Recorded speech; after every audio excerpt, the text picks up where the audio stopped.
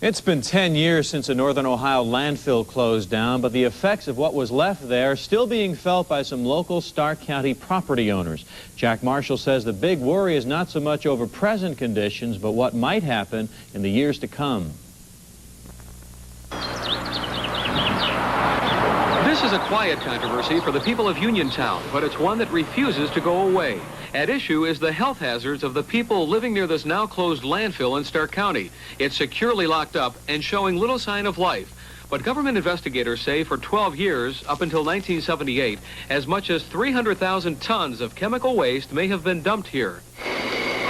About a year ago, a team of EPA scientists analyzed soil, air, and water samples in the area.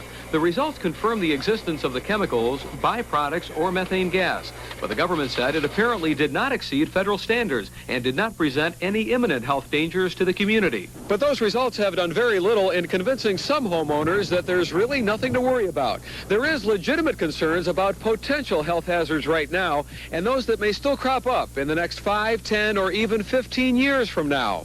I would have fits of nausea to where I couldn't do anything. Judy Hoover is a firm believer that the Uniontown landfill has made her sick, periodically dizzy, and in general unhealthy for the past year and a half. Recent blood tests, which we confirmed by phone with Akron Dr. David Yance, show high levels of several chemicals, which according to Dr. Yance can be damaging in particular to the liver and bone marrow. The real problem for Judy and her neighbors who live right next to the landfill is that no one really knows the long-term exposure effects to the chemicals. That's why Judy tells me it's difficult to be optimistic about the future. In most families, you do have a history somewhere along the line of heart, cancer.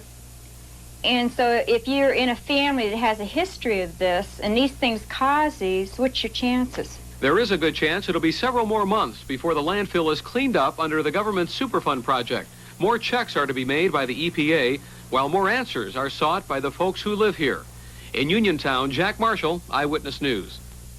The blood tests of a dozen Uniontown neighbors will now be studied further at the Centers for Disease Control in Atlanta. In the meantime, Judy Hoover and a few of her neighbors have filed suit against the former operator of the landfill and several companies that allegedly dumped waste at the site.